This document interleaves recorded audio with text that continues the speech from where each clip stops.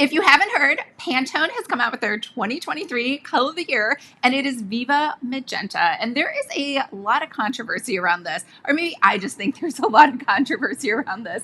So first of all, I love the color, like way better in comparison to very Peri, which we had this year, which is like very non-committal and super blah. Like, are you light blue? Are you light purple? Are you periwinkle? Like, what are you? You're just kind of like not a color I'm excited about. So I am excited about this particular color. However, I always like to read, and maybe I really wished I had unread this. So you could stop the video right now if you don't want to know any more about Viva Magenta and just live your happy life.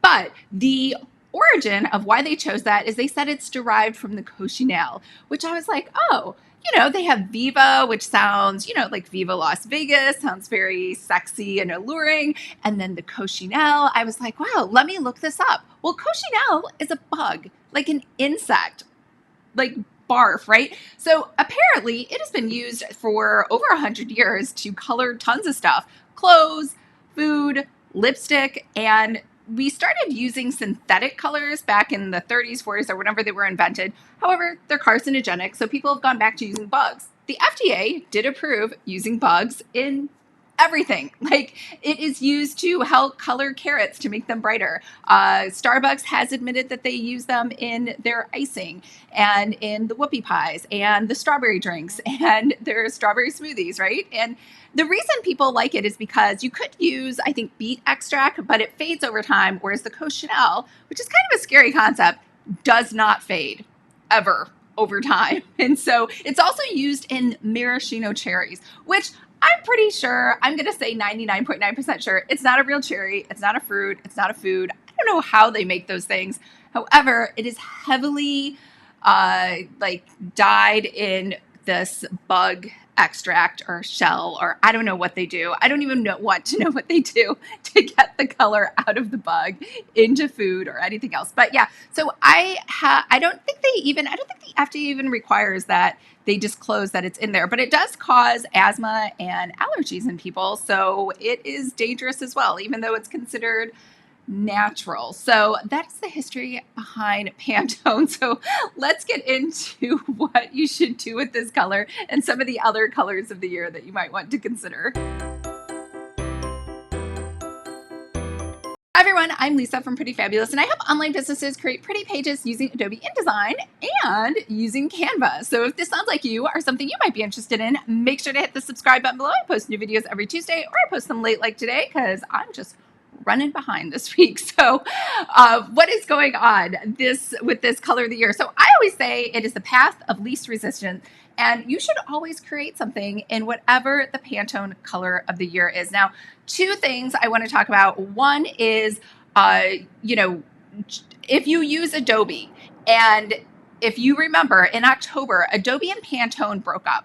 Why is this important? I don't think it's that important. I don't do anything in Pantone colors. I think I have one client ever in like the history of time, or maybe two, that required Pantone colors because they had physical products and they wanted to make sure they had very exact coloring, whether it was a t-shirt print or a card or envelopes or something else. And I can tell you, just based on the different printers, even though Pantone's supposed to be like a uniform, universal color, again, just like Crayola crayons, it does vary depending on the medium it's put on and, the process used to do that. So anyways, in theory, you should have one perfect color that is the same no matter what format or where it's being put on. Now, it does look a little different on the computer when you're designing, but in theory, if you have designed using a Pantone color, it's going to work perfect.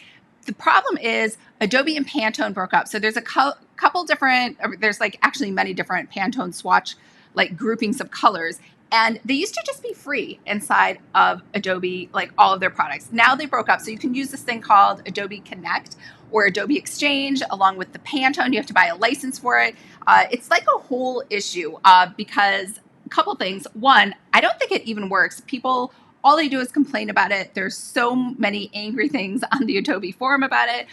Now, you could use Pantone Connect, which is directly from Pantone, and that does have a fee associated with it. And then you can import the colors into Adobe, but they still come in. They come in as process colors, not spot colors. And this is important when you send things over to the printer, because then you're not going to get that true color that you want. An exception to this is Affinity Designer, and all of the Affinity, like, what else do they have? Affinity Publisher, they still have Pantone colors for free inside of the swatches panel.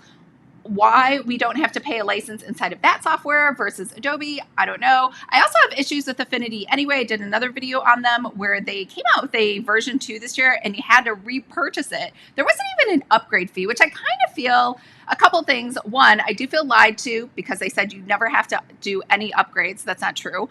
And I also feel like I didn't get any bonus points or consideration for being a prior customer. There was no upgrade fee. It was just like, you don't count. We don't care what you bought from us in the past. We just want you to buy it all over again. So that is my Affinity rant. However, the Affinity products do still have Pantone swatches built into them for free. You don't have to pay anything extra. Now, you could get the Pantone Connect for free. I know. How could you get it's like on your phone? It's kind of like those that Valspar or Benjamin Moore things where it like looks at a color and then like tries to pick the closest Pantone color that it can guess from like doing an eyedropper tool. That Pantone Connect, how do you get it free? BenQ monitors, which are just a brand of monitors, are offering this Pantone Connect for free for a year. I think it's only like $89 anyway, if you buy one of their monitors. So if you're in the market for a new monitor for your Mac and you're just not sure which one to buy, you don't want to buy the really expensive ones that Apple puts out, which I don't blame you. I have 2 of them and they are crazy expensive and they're always breaking. Then you could maybe consider buying a BenQ monitor to get Pantone Connect for free. I know it's a lot of work to go through for this one product just to get it. If you are like me, I never use Pantone. And if for future reference, for physical products or anything else or banners that clients need, I ask up front, which is a little weird, do you use Pantone colors? Because if you do, I am not the designer for you because I just find the whole process very frustrating. And it's a lot of like workaround just for like one client assignment. So I definitely turn down everyone. So let's go to the other colors, which are Benjamin Moore has, or is it Sherwin-Williams? One of them has the raspberry blush.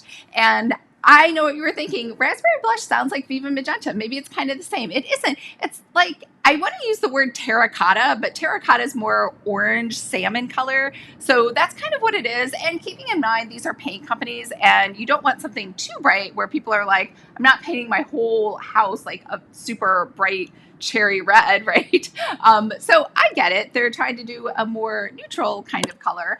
But that's also something to look at because, you know, once something becomes a color of the year, there's a lot of design things for inspiration that come up around that. People just kind of, even if they don't know what the color of the year is for Sherwin-Williams or Pantone, they might just be excited about that. So I always say, go with the flow, make your life as easy as possible. Try designing some things in the 2023 colors of the year. Now, keep in mind, Etsy also has colors of the season. So they will actually pick 4 colors for the year, which to me does make more sense. And as you know, I like to think of the year in terms of semesters. I think of them in school semesters. I really liked being a student and nerdy. It was kind of funny. My friend Kirsten, her husband, was like, we were talking about high school. And he's like, I never did any homework. He's like, if I didn't have time to do it, then, forget it. And I hated it. And I was like, I loved homework. It was like the funnest thing in the world to me. I know, I'm kind of dorky. I remember getting homework for the first time in 4th grade. And I was so excited because I was like, I have a homework assignment. And then I was kind of sad because I finished it in class. They give you time to finish homework. And I finished it before the session was over, which I know has nothing to do with the color of the year. So let's wrap it up. So what was I talking about? Pantone's 2023 color of the year is Viva Magenta. I definitely think you should try some designs using that color. There's also the paint companies have one, Benjamin Moore, Sherwin-Williams, Valspar. They're a little bit more muted, which makes sense. It's for interior design. Those are beautiful as well. I do like neutrals. And then the last thing is Etsy, which has seasons. and they have 4 different seasons. And I just went off on a tangent on how I like semesters, which has nothing to do with anything. Anyways, if you would like to talk more about branding, I have a free course, Branding 101. Make sure to sign up below. I hope everyone's having a fabulous and wonderful day, and I will talk to you later. Bye.